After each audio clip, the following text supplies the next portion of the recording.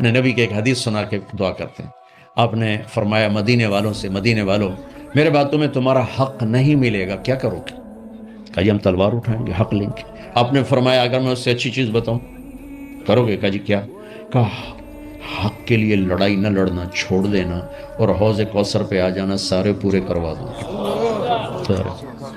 اب یہ وعدہ مدینے والوں کے ساتھ نہیں ہے، یہ وعدہ ہر اس امتی کے ساتھ ہے جو جھگڑے سے بچنے کے لیے حق چھوڑ دے.